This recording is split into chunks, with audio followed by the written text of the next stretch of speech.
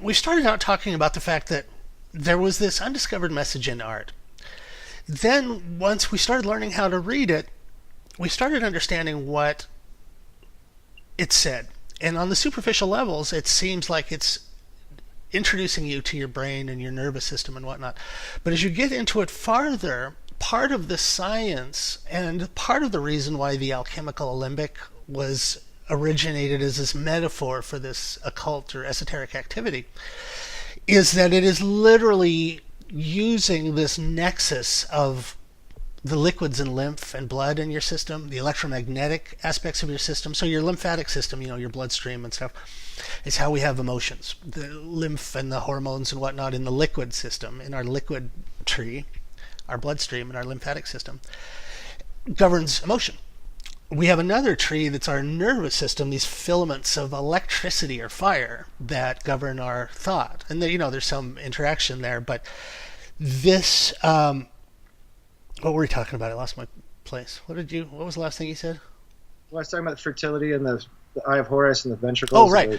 So as we started studying more and as the research progressed farther and we started to understand that there's lots of parallel modes of thinking that communicate the same degree of information. So the first thing you come across is alchemy, because alchemy is presented as the science of Egypt, the science of the Black Land.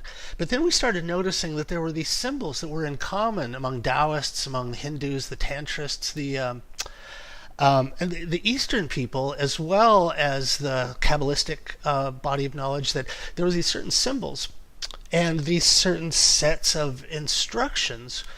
And that leads us to what might be the strangest part of all of this, certainly the most taboo part of all of this idea that your body and brain are an alembic, and part of the role of the alchemist is to use these naturally occurring functions of the body, but combine them in this very specific way that allows access.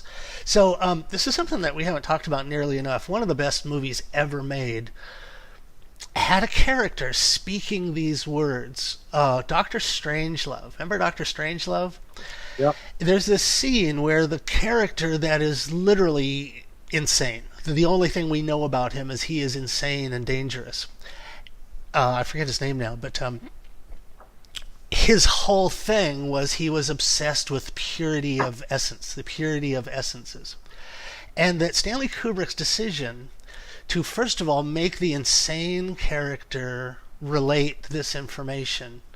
I'm still shaking my head about the brilliance of that, with Stanley being dismissive about this whole body of knowledge. First of all, clearly he understood it. He'd come in contact with it before to be able to include it in a show like that. You know what scene I'm talking about, right? The crazy guy that was all obsessed with purity of essence. There's a line, a buddy of mine pointed this out. There's that line where he says, I never give a woman my essence.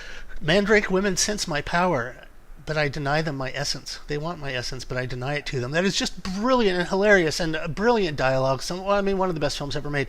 But Stanley Kubrick did this really interesting thing where he took this actual viable, very taboo, very obscure body of knowledge and expressed it in a film for everyone in the West to absorb. But he did this little thing that he likes to do where he put a twist on it, where it was an insane person saying this. And frequently, it's hard, as you may well know, it's hard to talk about this without coming off like a nutcase. And the weird kind of pre-bias that this movie and the Western culture has given us, where people will really start rolling their eyes when you talk about this stuff. But the thing that crazy person in Dr. Strangelove was talking about is just right on the nose what this ancient science seems to be talking about, where the body is an alembic, and that there were these ancient instructions in just the way that a yogi can control their breath rate or their heart rate. There's things about ourselves that are automatic, but we can take conscious control over. And this science of the ancients that's transmitted through the art seems to be the instructions about how to take control of these normally automatic and autonomic systems. One of those things, and the reason why we keep talking about how taboo all of this is is connected to semen retention and the accumulation of these certain magnetic fields and certain types of fluid in the body, in addition to the necessity for absolute purification and cleansing.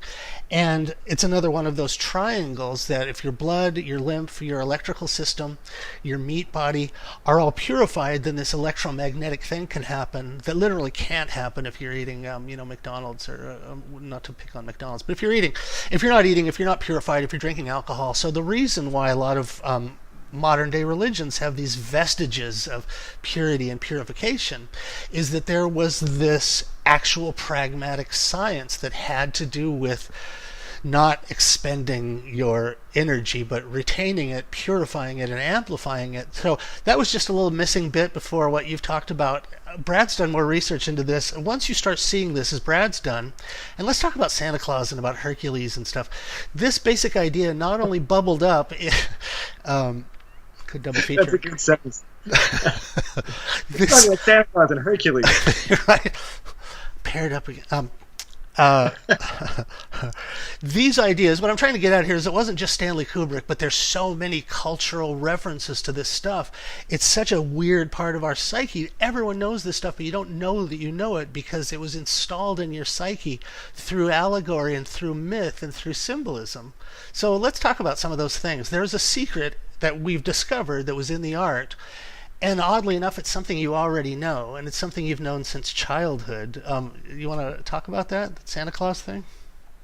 Or finish what you were saying. I know that we're leading towards this, so if I interrupt your previous point, do that.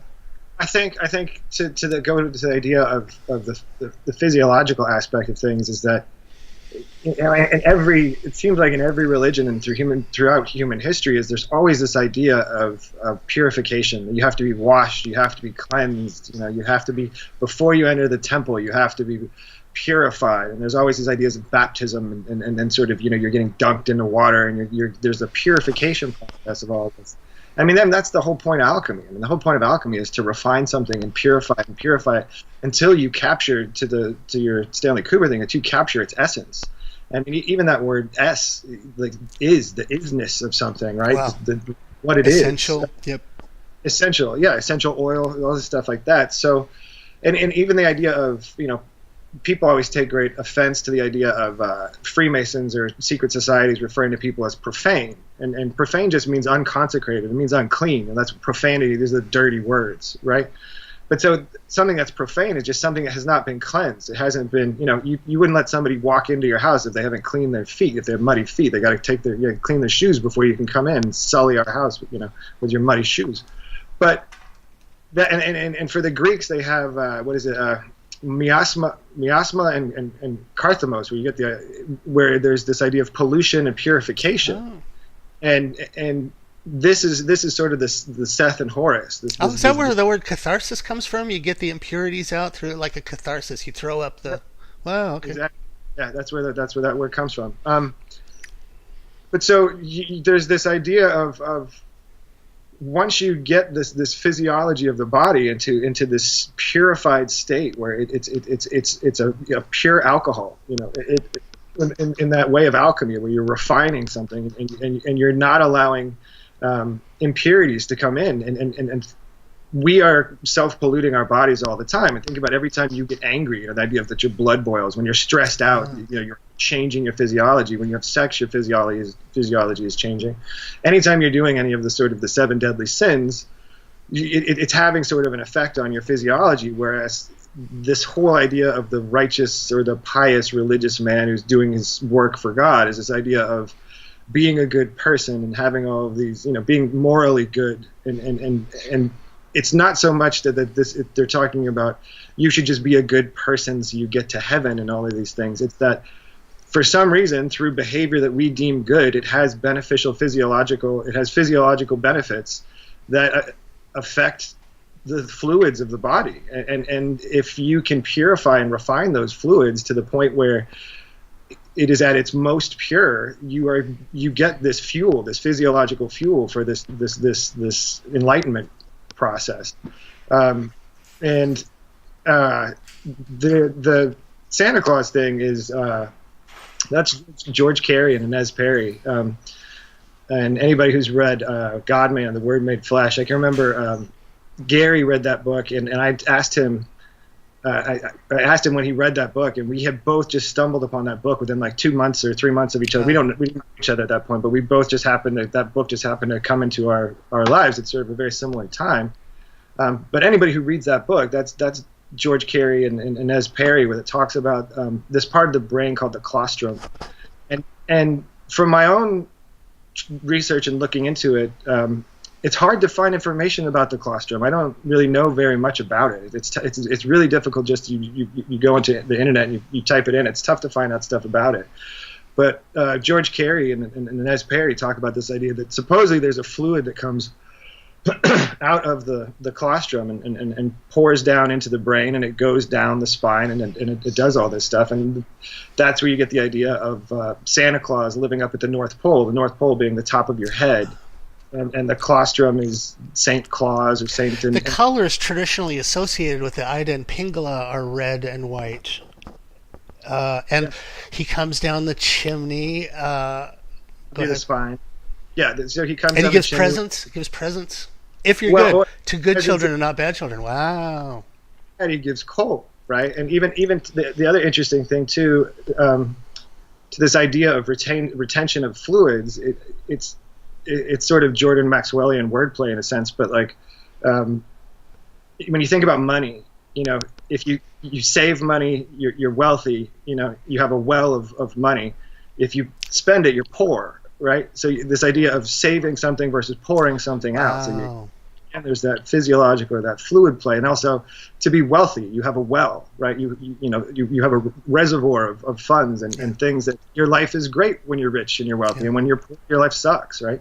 There was another analogy. I want to come back to the Santa Claus thing, but so you just reminded me of this, and I think this is I'm telling you your stuff back to you, but the story of the Israelis the Israelites in wandering around the desert. First of all, they were following a pillar of fire, a vertical pillar of fire. But more importantly, manna from heaven was given to them every day. So when you talked about an economy and about how you're wealthy or you're poor, one of the things I want to talk about is this. There's a sort of this completely different kind of economy that has nothing to do with money, but it's the real economy that you're given this allowance every day, for the male anyway, and for the female, I can speak with less authority, but you're given this certain amount of life force, this sexual energy, this manufacturing plant that's building sperm in you and all these other things. And the more you accumulate that, the more wealthy you are, the more valuable you are. If you get up around 100 days of semen retention, you have a substantial amount of capital in your bank account that allows you to do certain things that you absolutely cannot do when you have none of this particular type of currency. So that story of God providing manna from heaven, the idea of Santa Claus. There's another one, Aladdin and his lamp, rubbing the lamp, and the genie that's trapped. The genie only grants wishes to you as long as it's trapped in the lamp. You have to rub the lamp.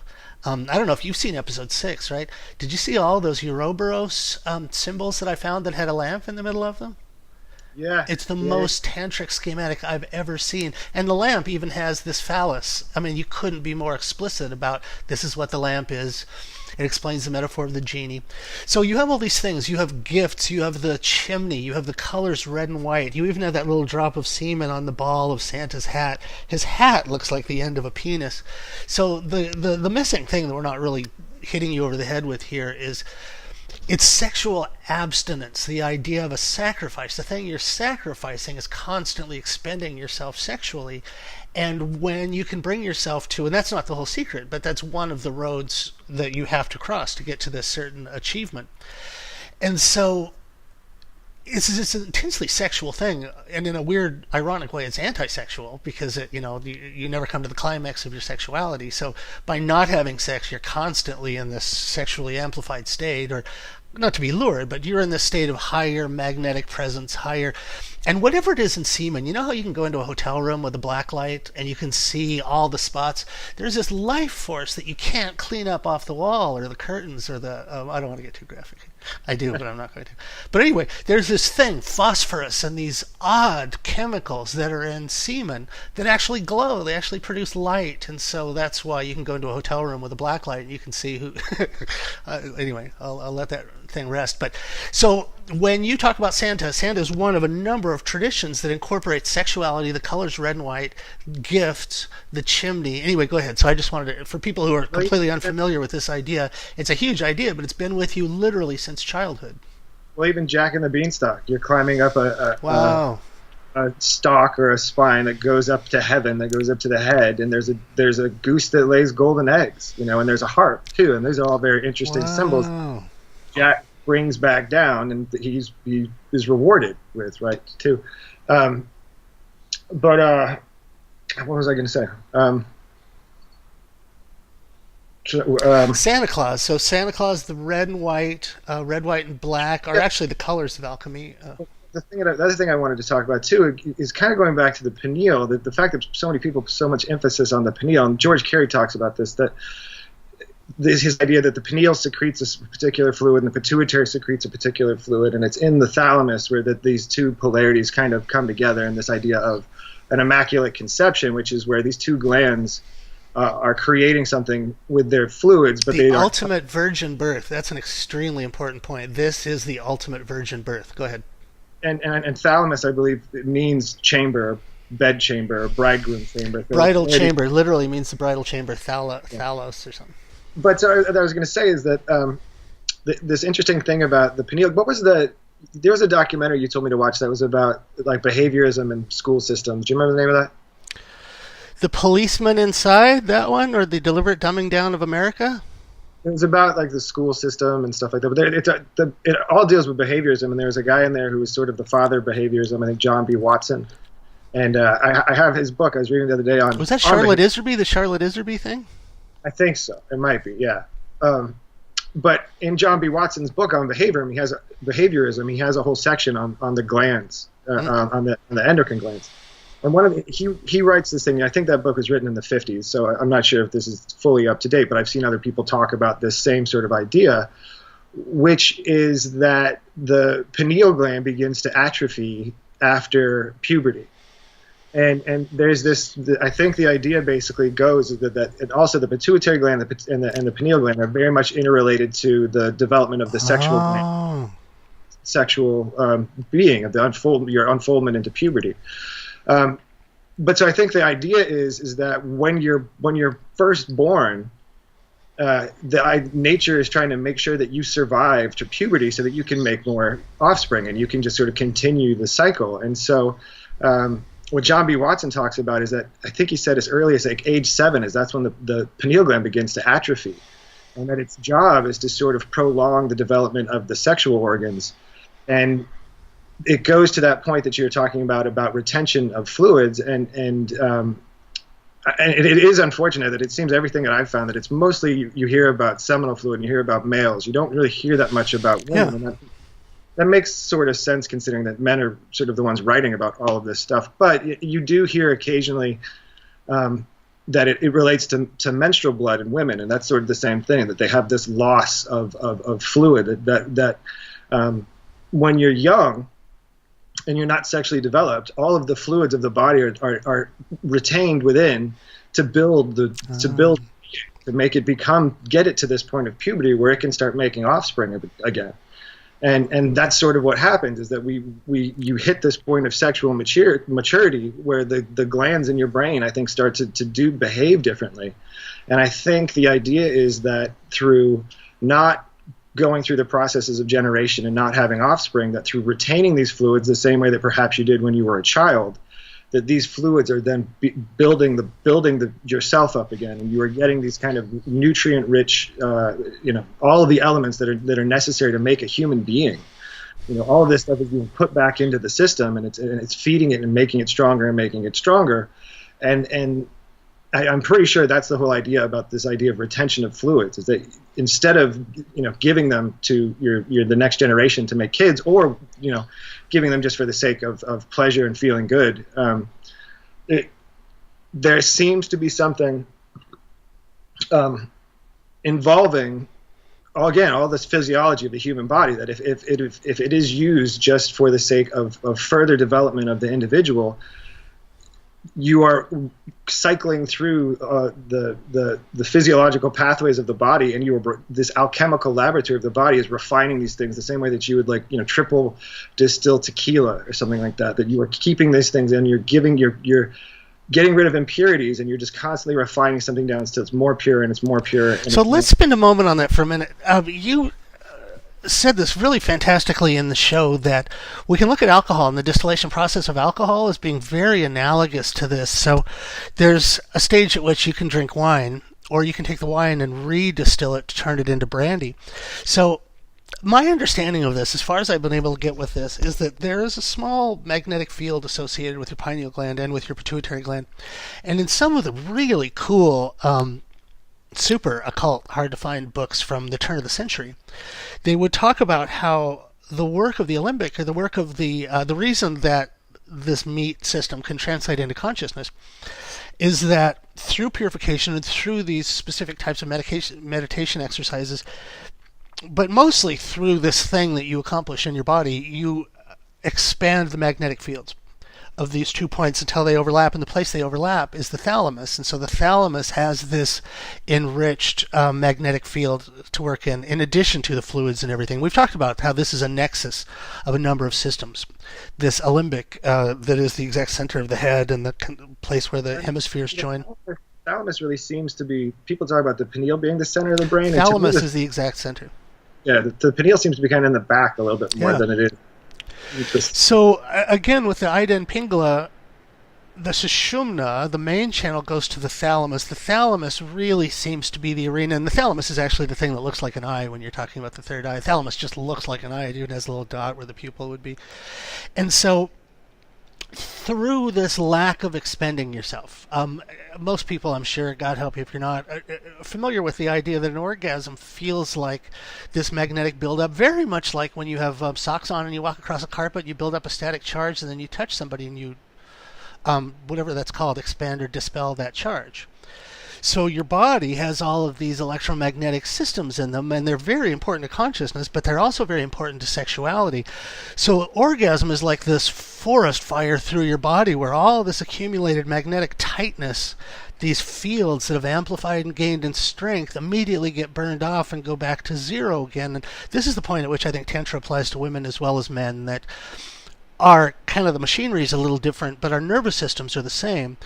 And that access to unique states of consciousness, I think, must be a magnetic phenomena which both men and women have access to. And we still get back to that idea of virtue and vice, where vice is the thing that prevents you from having at your disposal all of the requirements that you need to create this trigger event, which, by the way, is commonly referred to as Kundalini. I don't know if we've even said that word yet. There was this thing that happened the other night, a couple of months ago now. I was watching this great comedian, Norm Macdonald, on a podcast that he had, and Jim Carrey was on his show, and they were talking about something completely unrelated, and Jim Carrey just goes into what seems like a psychotic breakdown, and he's describing this mechanism. He talks about Santa Claus, he talks about the colostrum, the fluid that comes down. It's this vein of gnosis that is incredibly important to intelligent, creative people. He's pretty much the avatar and the exemplar of creativity and the intellect and all of that. And here's this incredibly intelligent man who is obsessed with this information. It struck me that was extremely cool, that more and more people are starting to become aware of this, and it's my goal with Magical Egypt to normalize these ideas. So what we're talking about is this whole tradition of Kundalini. It's also called Tantra, but it's this way of where Western Christianity rejects the body.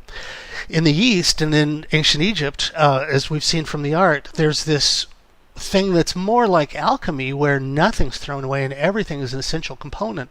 But anyway, the point of this is when you get that triad of pineal gland, pituitary, and thalamus, sexual retention, not expending yourself sexually, and allowing these fluids to build up in your body through this process of distillation seem to be the three keys to making possible this experience that is like this spark. I think of it as like a second puberty or like a meta orgasm. There's this psychic orgasm that you can have that people refer to as Kundalini, and it literally changes your life when it happens. People are never the same. Frequently put in insane asylums after it happens because your psyche can be restructured so radically. But when we're talking about retention of fluids and retention of semen and building up of electrical fields in the body through not expending yourself sexually, it all sounds insane, but it is actually this ancient science of managing your magnetic fields and the quality of your blood. Here's another Brad Clausen. I'll tell you your own thing so you know how interesting it is to hear it from someone else. Brad told me this story that made Kundalini absolutely make sense to me.